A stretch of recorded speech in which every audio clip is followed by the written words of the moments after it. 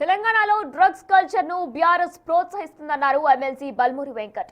గతంలో కేటీఆర్ సహా ఆయన కుటుంబ సభ్యులపైన డ్రగ్స్ ఆరోపణలు వచ్చాయన్నారు. కేటీఆర్ డ్రగ్స్ తీసుకుంటారు కాబట్టి అటువంటి స్నేహితులను ఆయన పక్కన పెట్టుకున్నారన్నారు. పైలట్ రోహిత్ రెడ్డికి డ్రగ్ పాజిటివ్ వచ్చినప్పటికీ పార్టీ నుంచి బర్త్ ఆఫ్ చేయట్లేదన్నారు. కేటీఆర్ కు చిత్తశుద్ధి ఉంటే డ్రగ్ టెస్ట్ చేయించుకొని రిపోర్ట్స్ ను బయట పెట్టాలన్నారు. తెలంగాణను ఆగం చేసేవారిని పార్టీ నుంచి సస్పెండ్ చేయాలని కేసీఆర్ ను విజ్ఞప్తి చేస్తున్నారన్నారు బల్మూరి వెంకట్.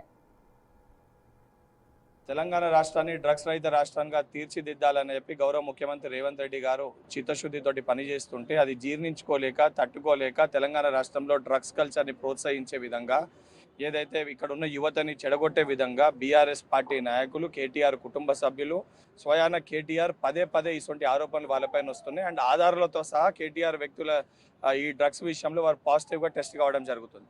గతంలో కూడా అనేక రోజులకి వెళ్ళి కేటీఆర్ గారి పైన ఒక ఆరోపణ ఉంది, తను కూడా స్వయంగా డ్రగ్స్ని సేవిస్తాడు కాబట్టి అసొంటి ఫ్రెండ్స్ కానీ అసొంటి వ్యక్తులని దగ్గర పెట్టుకొని అసొంటి వ్యక్తుల్ని ప్రోత్సహిస్తుండని చెప్పి నిన్న స్వయాన పైలట్ రోహిత్ రెడ్డిని టెస్ట్ చేస్తే తనే పాజిటివ్ రావడం జరిగింది. ఇంత జరిగినా కూడా ఆ వ్యక్తిని ప్రొటెక్ట్ చేస్తూ ఇప్పటివరకు పార్టీలోకి వెళ్ళి బర్తరఫ్ చేస్తలేరంటే కేటీఆర్ ఎక్కడనో తను కూడా సేవిస్తాడు కాబట్టి తనకి ఇది పెద్ద తప్పు లెక్క కనిపించట్లేదు కాబట్టి ఈ రకంగా ప్రవర్తిస్తుండని చెప్పి చాలా స్పష్టంగా అర్థమవుతుంది.